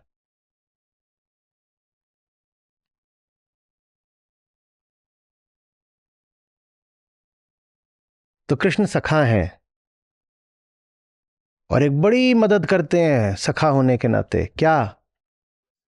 कर्तव्यों से बचा देते हैं आपको। तो इसीलिए सामाजिकों के लिए, संसारियों के लिए कृष्ण और गीता थोड़े खतरनाक हो जाते हैं, क्योंकि उनका तो धंधा ही चलना है आपको कर्तव्यों में बांध करके। फलाना काम करो, क्यों करो? ये तो मेरा कर्तव्य है, ये तो कर्तव्य है।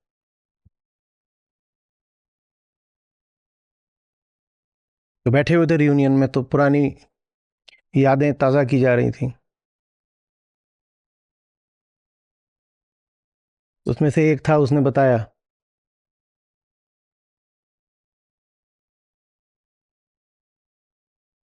चलिए बताए देता हूँ। अब वही है कि वैसे ही बदनाम है। तो ये साहब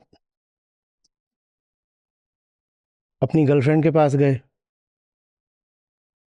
तो उनसे बड़ा निवेदन करने लगे, अरे यार लेट्स मेक आउट।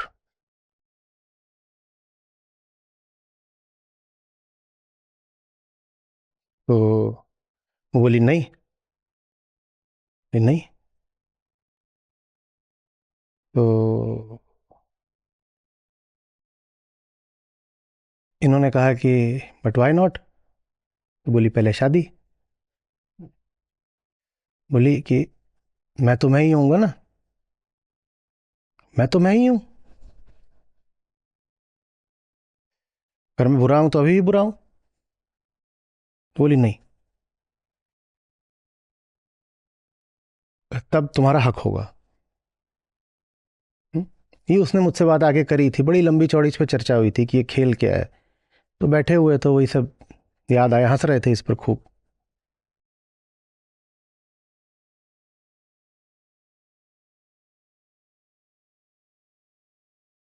फिर कुछ और बोला ऐसे ऐसे। तो इसने और तर्क दिया, उसने कहा अगर वो जो व्यक्ति होगा, हम्म, वो गड़बड़ आदमी हो तो मुझे तो तू पसंद करती है। तो बोलती है नहीं, तब भी उसका हक होगा।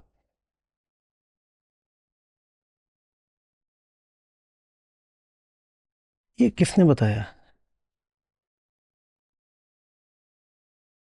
उसका हक होगा माने तुम्हारा फिर कुछ कर्तव्य होगा, ठीक है ना। अधिकार और कर्तव्य, ड्यूटीज एंड रिस्पॉन्सिबिलिटीज, ये तो एक साथ चलते हैं ना।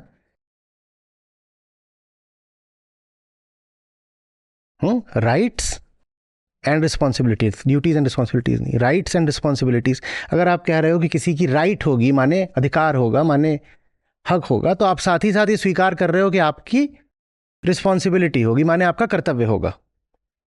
ये कर्तव्य आपको किसने सिखाया?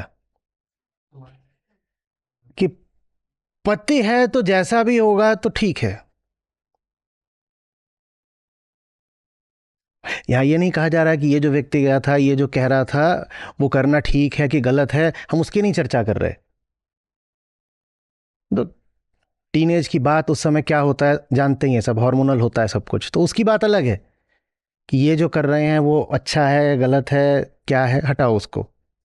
पर ये धारणा मन में कहाँ से आ गई कि पतिदेव अगर मेरे कपड़े उतारेंगे तो उनका हक है और वहां उतरवा लेना मेरा कर्तव्य है।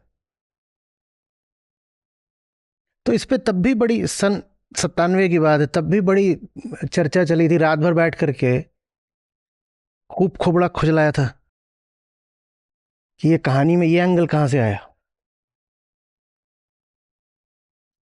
और अभी मिले तो फिर से वो बात ताज़ा हो गई, सब हंसे खूब इस पर।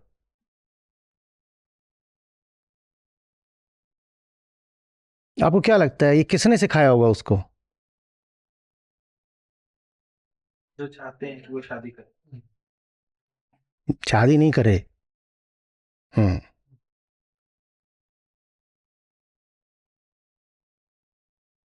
कोई बंदूक दिखा करके थोड़ी लूटा जाता है, कर्तव्य बता करके लूटा जाता है। लूटना तुम्हारा कर्तव्य है, लूटना तुम्हारा कर्तव्य। और तुम अपना कर्तव्य यदि निभाओगे तो बदले में तुम्हारी ये और ये कामनाएं पूरी कर दी जाएंगी। तुम अगर कर्तव्य निभाओगे तो बदले में तुम्हारी ये सब कामनाएं भी पूरी कर दी जाएंगी, और साथ ही साथ तुमको प्रमाण पत्र मिलेगा कि तुम आदमी भी अच्छे हो, कर्तव्य परायण हो। देखो तुमने अपने कर्तव्य पूरे करे। लगभग ऐसा ही कि जैसे मंदिर में जाने पर मनोकामना तो पूरी होगी ही होगी, प्रसाद भी मिलेगा और अच्छे आदमी भी कहलाओगे।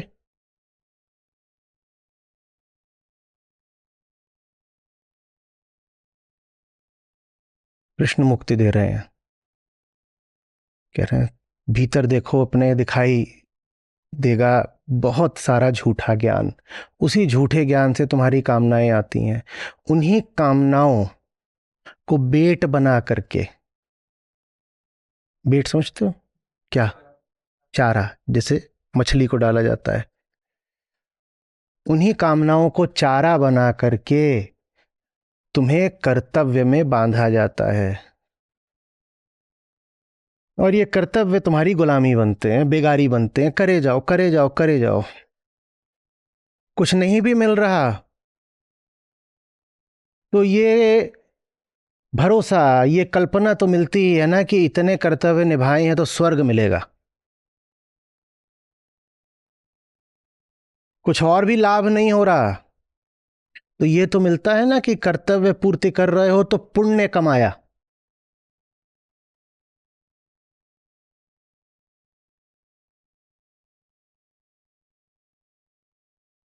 अच्छा तरीका है ना किसी को ठगने का।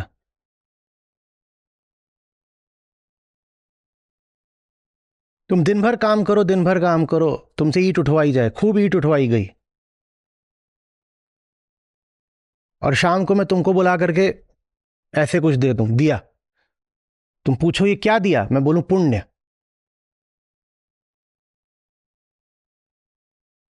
बोलो नहीं, ये ज्यादा इंटेंजिबल हो गया,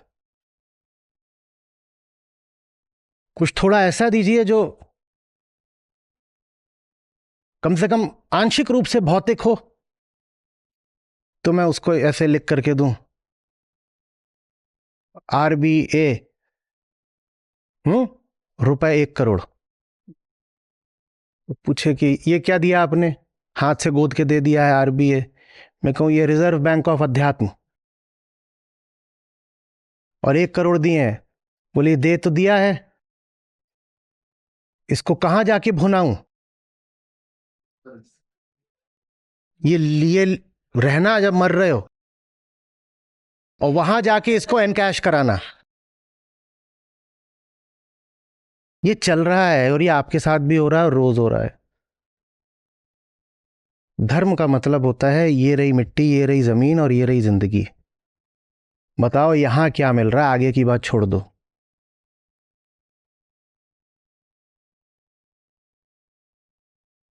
हटाओ सब, ये सब मेटाफिजिकल पराभौतिक चक्कर एकदम हटा दो।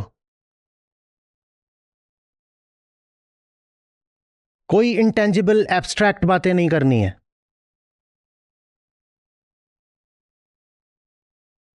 मुझ पे आ रही है बात ये,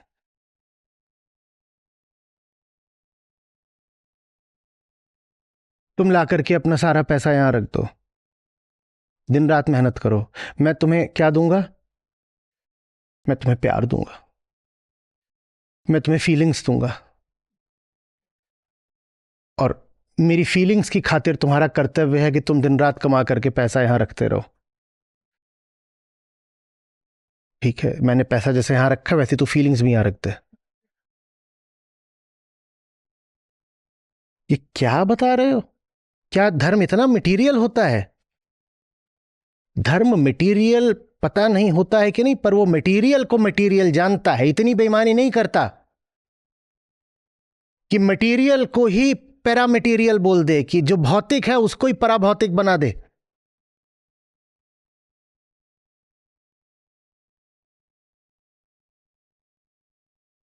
जो जैसा है उसको वैसा कहने का नाम धर्म है। तथ्यों से खुलता है सत्य का द्वार। धर्म का पहला सीधा सरोकार तथ्यों से है, फैक्ट से है, एब्स्ट्रैक्शन से नहीं है, टेंजिबिलिटी से है।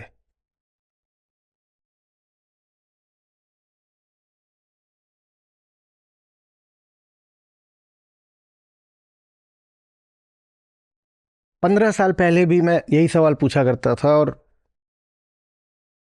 मैं आगे ही नहीं बढ़ पा रहा हूं इस सवाल से, क्योंकि कोई उत्तर ही नहीं आ रहा। ऐसा तो करना होता है ना। मैं पूछता था कैसे पता, हाउ डू यू नो, किसने बताया?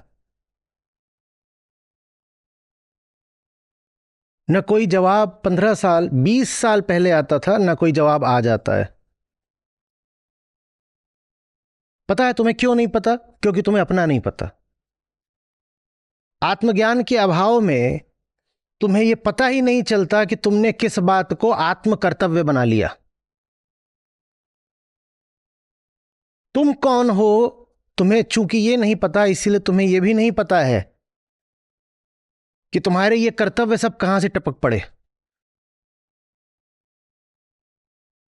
बस तुम कंधे उचकाकर बोल देते हो ऐसा तो करना होता है ना। नहीं, पर ये तो कॉमन सेंस की बात है ना, ये तो मतलब हाँ, ये उचके ही जा रहे हैं कंधे।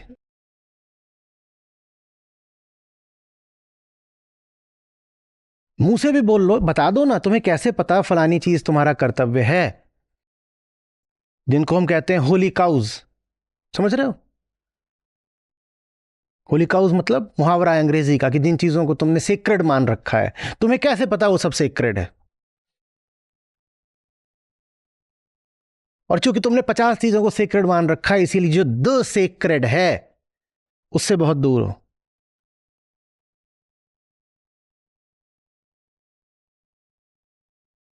मानसिक बातों को, कल्पित विषयों को सेक्रेड बना लिया है।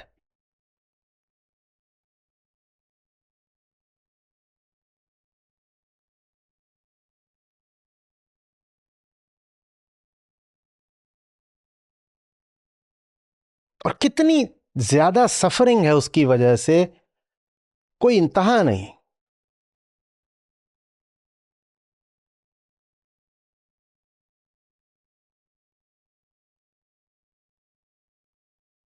भूख से नहीं मर रहे हैं, सेहत भी ठीक ठाक है, ठीक ठाक कमा भी रहे हैं, लेकिन फिर भी मन ऐसा कर रखा है कि आत्महत्या का ख्याल आता है। क्यों आता है? क्योंकि कुछ बातों को सीक्रेट बना करके बैठे हो, और उन बातों के रास्ते में जब बाधा आती है तो लगता है हाय हाय जिंदगी में न जाने क्या कमी है, मैं सुसाइड क्यों ना कर लूं। बिल्कुल तथ्यों के तल पर बात करो, भौतिक मटेरियल, बताओ क्या कमी है?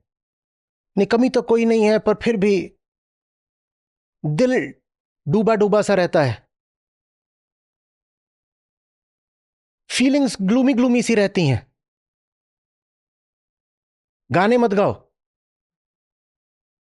तथ्य बताओ ये क्या है डूबा डूबा।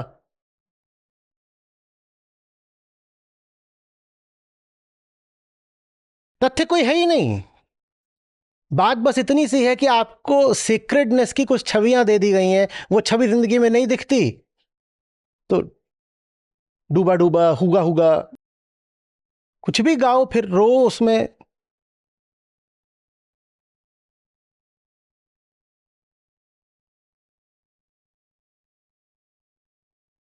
तथ्यों के तल पर तो भाई मेरे पूरे अस्तित्व में किसी को भी बहुत दुख नहीं है। इंसान ने तो बहुत सारी चीजें अपनी सुख सुविधा के लिए बना ली हैं। ये जंगल के जानवर हैं, इनको कभी बहुत दुखी उदास रोते हुए देखा है क्या? प्रकृति तथ्यात्मक दुख तो देती ही नहीं है। जो कभी कभार अब हो गया कि कोई बीमारी लग गई, हाथ पांव कट गया, कुछ हो गया तो उससे पीड़ा आ जाती है, पर जितना दुख मनुष्य झेलता है वो प्रकृति प्रदत्त पीड़ा से तो बहुत आगे का है। और क्यों आगे का है? क्योंकि हमारे पास झूठी छवियां हैं, सीक्रेट कर्तव्य हैं। ऐसा करना होता है। कर्तव्य माने ऐसा करना होता है। ऐसा अच्छा है, ऐसा बुरा है। How do you know? तुम्हें कैसे पता? मैं जिस दिन मर भी रहा हूंगा ना, मैं यही पूछ रहा हूँ, तुम्हें कैसे पता? ऐसा करते हैं, बिल्कुल आगे जला देते हैं। मैं जलने से पहले एक बार जरूर पूछूंगा, तुम्हें कैसे पता?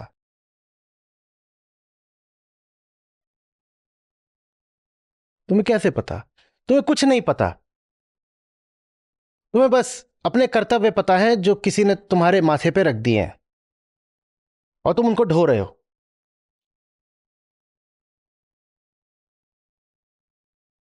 और कृष्ण का काम है तुम्हें इन कर्तव्यों से मुक्त करना। और कृष्ण का काम है तुम्हें सबसे बड़े कर्तव्य में बांध देना। सबसे बड़ा कर्तव्य क्या है? करुणा। सबसे बड़े कर्तव्य का ही दूसरा नाम क्या है? स्वयं कृष्ण। कृष्ण कहते हैं छोड़ दो सारे कर्तव्य, मैं एकमात्र कर्तव्य हूं तुम्हारा। छोड़ो। और खुल के इन्हीं शब्दों में कहते हैं, सारे धर्मों को त्याग दो, मात्र मैं तुम्हारा कर्तव्य हूं। बाकी सब जो तुमने अपने ऊपर पकड़ रखा है, ये करना, ये करना, ये ड्यूटी, ये रिस्पॉन्सिबिलिटी, ये जिम्मेदारी, ये वो छप।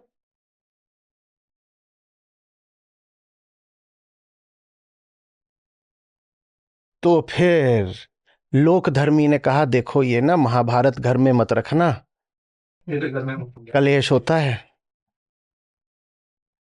अब महाभारत में ही तो गीता है, तो फिर गीता भी मत रखना। कारण समझ में आ रहा है ना?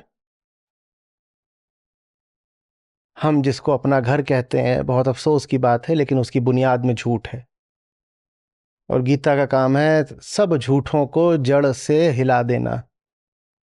इसीलिए हमारे घरों में गीता का स्थान नहीं है। कोई संयोग की बात नहीं है। घर में गीता आएगी तो घर को नुकसान तो हो जाएगा, बड़ा शुभ नुकसान होगा।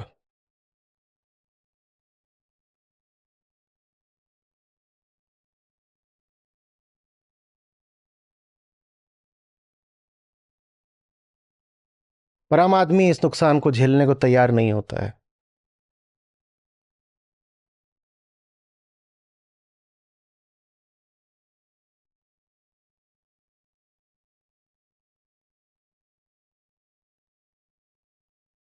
और एक शब्द है जो कर्तव्यों के साथ चलता है, जिससे कृष्ण आपको आजादी देते हैं।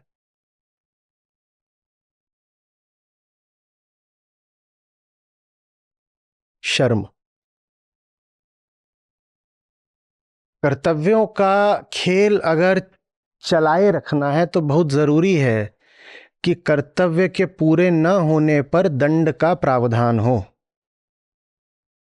एक दंड तो ये हो सकता है कि आपको पुलिस ने पकड़ा, न्याय वालों ने पकड़ा, समाज के ठेकेदारों ने पकड़ा, पंचायतों ने पकड़ा, पर ये सब बाहरी हैं।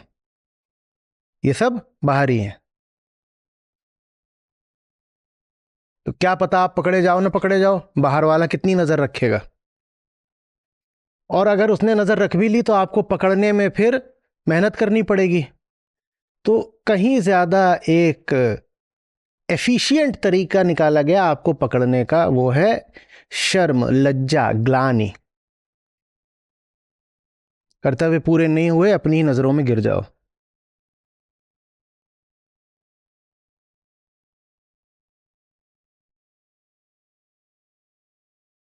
अज्ञान से मुक्ति माने कामना से मुक्ति, कामना से मुक्ति माने कर्तव्य से मुक्ति, और कर्तव्य से मुक्ति माने लज्जा से मुक्ति।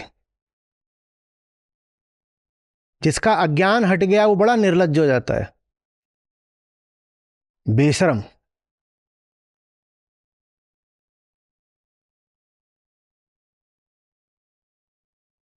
हम्म? कर्तव्य है मेरा कि बोलूं बेशर्म, पर मैं तो निर्लज्ज हूं, तो क्या बोलूंगा? बेशरम।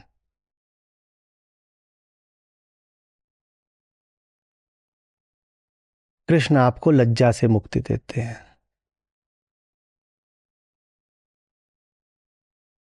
बंदों से पर्दा करना क्या, जब प्यार किया तो डरना क्या।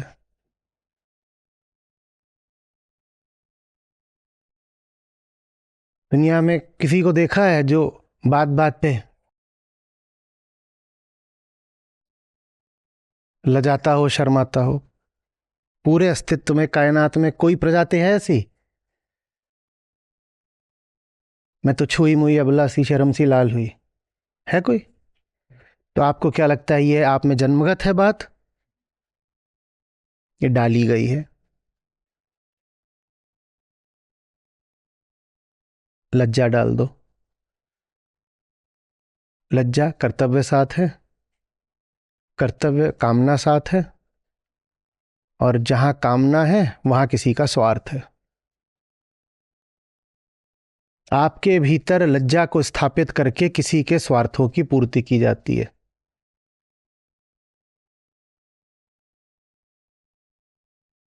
जिसको दूसरों की स्वार्थ पूर्ति की मशीन बनकर नहीं जीना है, उसे निर्लज्ज होना पड़ेगा।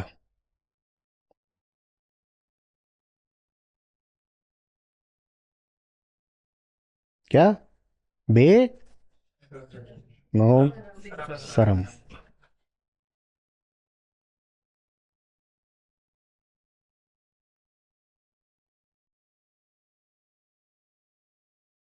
एक बिल्कुल मौलिक जीवन जिसमें कुछ भी ऐसा नहीं है जो रटाया पढ़ाया गया हो।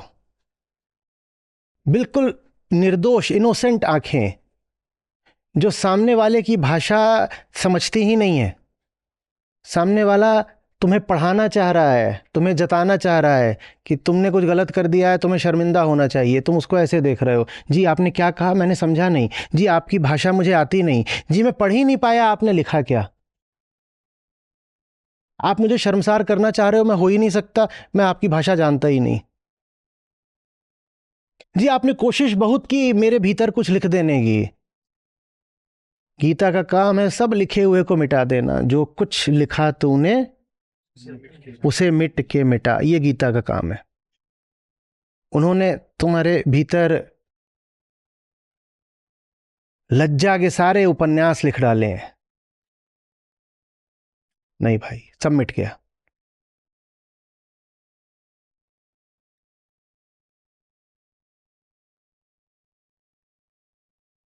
समझ में आ रही है बात? ये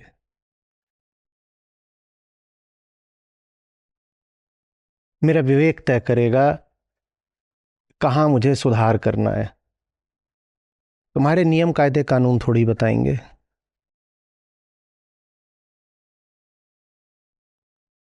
ग्लानि, लज्जा मुझे अगर कभी होगी भी तो इस बात की होगी कि जो मैं सही जानता था उसे सही जानते हुए भी जी नहीं पाया। इस बात का अपराधी मैं स्वयं को जरूर ठहराऊंगा। जो चीज ठीक है उसको ठीक जानते हुए भी उस पर चल नहीं पाया, मात्र इसी बात का अपराधी मैं स्वयं को ठहरा सकता हूं। पर इस बात का मुझे कोई कभी अपराध बोध नहीं होगा कि तुम्हारी लिखी हुई पटकथा पर मैं चल नहीं पाया तो मैं दोषी हो गया, अपराधी हूं, सजा दो ना। ना अपराधी हूं, ना सजा स्वीकार करूंगा।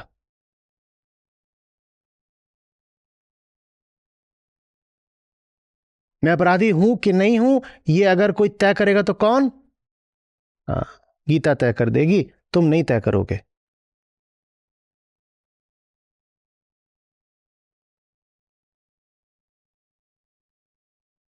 और गीता कहती है अपराध तुम्हारा बस एक हो सकता है कि तुम 100 कर्तव्य पकड़कर बैठे रहे और कृष्ण कर्तव्य भुलाए रहे। बस यही अपराध हो सकता है। ये अपराध जब होगा तो निसंदेह मैं स्वीकार करूंगा और सुधार करूंगा। उसके अलावा कोई अपराध नहीं है।